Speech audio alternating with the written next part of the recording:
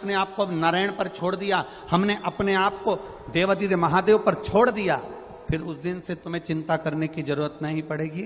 तुम जहां जाओगे तुम्हारा महादेव तुम्हारे साथ कदम से कदम मिलाकर चलेगा और तुम्हें साध लेगा। बस उसके भरोसे रहिए, पर एक विश्वास लेकर बैठना, भरोसा लेकर। 7 दिन की कथा दिल से सुनकर जाना, वो दिल से झोली भर कर दे देगा, ये विश्वास मानकर जाना, भरोसा रख। मैं नहीं आती दीदी मेरे को, रुक्मणी जी ने पूछा क्या, कौन सा पुण्य करा है इस द्रौपदी ने, जिसके 5 पति हैं? कौन सा पुण्य करा इस द्रौपदी ने जिसके 5 पति हैं और वह 5 पति भी इसके कहने में चल रहे हैं? आप देखिएगा जरा, वो पुण्य कौन सा है? दुनिया के लोगों का एक पति, सत्यभामा जी कह रहे हमारा ही भगवान कृष्ण को देख लो, रुक्मणी जी अपने पति को देख लो, अपन 16,108 रानियां, अपना एक पति वो भी अपने कहने पे नहीं चलता, और वो द्रौपदी के 5 पति और 5 उसके कहने पर चलते हैं। आखिर ऐसा द्रौपदी में कौन सा गुण भरा हुआ है? इसका शीश काट दो, वो शीश काट दो, इसके मस्तक की मणि निकाल रहा, वो मणि निकाल रहा है, और हमारा पति कहने में नहीं चलता। और ये द्रौपदी के 5 पति होने के बाद भी द्रौपदी के कहने पर चलते हैं। आखिर द्रौपदी के ऐसा क्या पुण्य करा था? द्रौपदी के पास में ऐसा क्या है? द्रौपदी के पास में ऐसा क्या बूटी है, कौन सी जड़ी है, कौन सी ऐसी भभूति है जो द्रौपदी फेंक देती है और 5 पति उसका कहना मानते? ऐसी कई माताएं जो ना जाने कितनी कितनी जगह पर जाकर कहती होंगी हमारा पति हमारी सुनता नहीं है। गुरु जी कोई ऐसा उपाय बता दो ना कि हमारा पति सुन ले। गुरु जी की लुगाई से पूछ लो, उनका सुनता है क्या? पहले जो तुम गुरु जी के पास गई हो ना पूछने के लिए कि हमारा पति हमारी नहीं सुनता, तो गुरु जी की लुगाई से भी पूछो देता है। अब जरा विचार तो करो, आप कहाँ भभूति के चक्कर में पड़े हो, कहाँ दिखावे के चक्कर में पड़े हो? किस दिखावे की तुम बात करते हो? कोई तन दुखी, कोई मन दुखी, कोई धन बिन रहत उदास, तुलसी या संसार में सुखी राम का दास। इस संसार में सब दुखी हैं, केवल सुख तो एक कोई है जो भगवान की भक्ति में लगा हुआ है, भजन में रमा हुआ है। वो दुनिया का सबसे सुखी और सेठ व्यक्ति है। बाकी के सब का हम वर्णन क्या करें कि वो आप भी जानते हो कि सुख कहाँ। सत्यभामा जी के मन में भाव आ गया, सत्यभामा जी के हृदय में ये भाव आया कि जरा मैं द्रौपदी से पूछूंगी कि तेरे पास कौन सी जड़ी बूटी है, तेरे पास में कौन सी भभूति है, तेरे पास में ऐसा क्या है जो तेरे 5 पति तेरे कहने पर चलते हैं। जी द्रौपदी के पास गई और द्रौपदी से जाकर पूछा, द्रौपदी हमारा एक पति भगवान कृष्ण हमारे कहने पर नहीं चलते, तेरे 5 पति तेरे कहने पर चलते हैं, उसका कारण क्या है? क्या कारण है तेरा?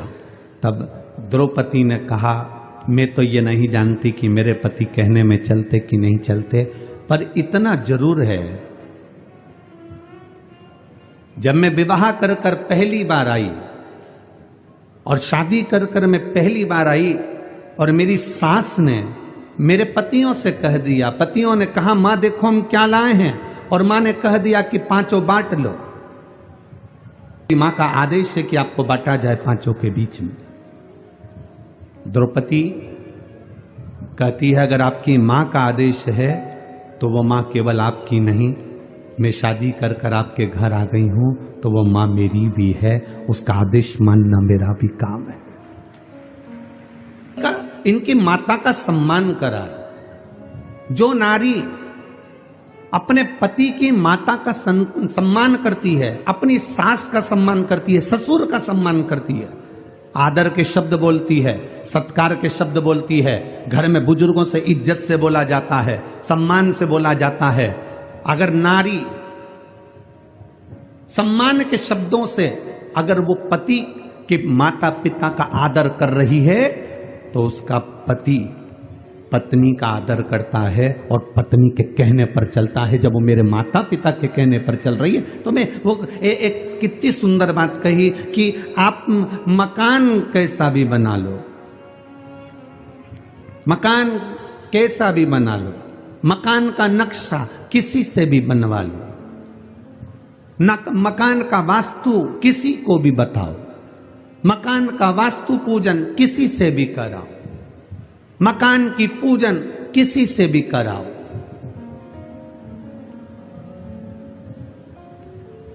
उससे मकान में कभी आनंद नहीं आएगा। मकान में बस दो चीजों का होना जरूरी है। मकान बने तब दो अच्छे मिल जाएं तो जिंदगी संवर जाती है।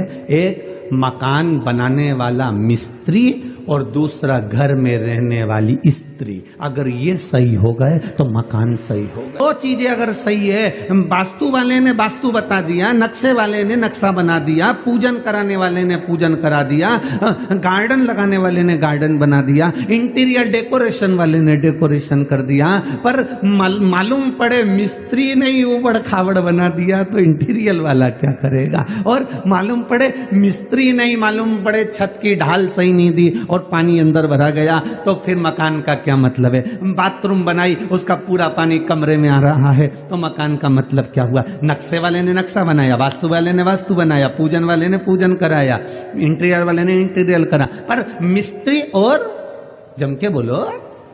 अरे छत्तीसगढ़ वाले इतने धीमे कभी नहीं बोले। मिस्त्री और स्त्री, अगर ये दो गड़बड़ हैं तो तुम्हारे मकान बनाने का किसी को भी वास्तु दिखाया, तुम कितने भी वास्तु शास्त्री को अपने घर में बुला लो, वो कह देगा यहाँ से सीढ़ी तोड़वाओ, यहाँ बनवाओ, रसोई घर इधर बनवाओ, वॉशरूम इधर बनवाओ, कितनी वास्तु बदल लो, पर दो अच्छे होना चाहिए। जम के बोलो जरा, मिस्त्री और स्त्री। मिस्त्री भी गड़बड़ निकल जाएगा, चल जाएगा, पर एक चंद्र घंटा, कुष्मांडा, स्कंदा अगर अच्छी निकल जाए तो टपरे में भी रह लेती है, और अगर चंद्र घंटा गड़बड़ निकल जाए तो टपरे भी बिकवा देती है। स्त्री और मिस्त्री आपके कहने अनुसार चलती है, आपके बताए अनुसार, और भले नहीं चले आपके कहे अनुसार, पर आपके घर में रहे तो प्रेम से रहे। जब आप पहुंचो घर, उसके चेहरे पर प्रसन्नता होना चाहिए। जब आप घर पहुंचो, उसके चेहरे पर स्माइल होना चाहिए। जब आप घर पहुंचो, पानी का गिलास आपको दे दे। आप घर पहुंचो, बना हुआ भोजन आपको मिल जाए। आप घर पहुंचो, आपके बच्चों को संभाल रही हो, माता पिता को संभाल रही हो, आपके घर में पहुंचने का मन करे। दुकान ऐसी होना चाहिए जिसमें जाने का मन करे, मकान ऐसा होना चाहिए जिसमें जाने का मन करे। अगर मकान में और दुकान में जाने का मन नहीं करता तो वो दुकान मकान किसी काम का नहीं होता। मन लगना चाहिए। मैं जिस व्यापार को कर रहा हूं उस व्यापार में मेरा मन लगे। मैं कपड़े की दुकान खोलकर बैठा हूं, कपड़ा बेचने में मेरा मन लगे। मैं किराने की दुकान पर बैठा हूं, किराना बेचने में मेरा मन लगे। मैं कोई वस्तु की दुकान मेडिकल लेकर बैठा हूं तो दवाई में मेरा मन लगे। उसी तरह घर में आप आधे घंटा, 1 घंटा, 2 घंटा, 5 घंटा, 2 दिन, 3 दिन, 4 दिन, 5 दिन गए हो, आपका मन घर में रमना चाहिए तो ठीक है। स्त्री और मिस्त्री ये दो ठीक हैं तो आपका घर भी ठीक है। बनाओ आप मकान का नक्शा, किसी से बनवाना हो तो हमें कोई दिक्कत नहीं है। वास्तु जिसको दिखाना है दिखाइए, मना नहीं है। पूजन जिससे कराना है कराइए, मना नहीं है। इंटीरियर जिससे कराना है कराइए, पर 2 चीजों का स्मरण रखिएगा, मिस्त्री और स्त्री का स्मरण करिएगा। भगवान की भक्ति, भजन, कीर्तन, स्मरण। स्वयं द्रौपदी से सत्यभामा जी ने पूछा कि तू ये बता कि तेरे 5 पति तेरे कहने पर चलते हैं। जो माताएं दूसरों के पास जाकर कहती हैं बाबा जी ऐसा बता दो कि हमारा पति हमारे अनुकूल चले, उन माताओं से निवेदन है कहीं मत जाना।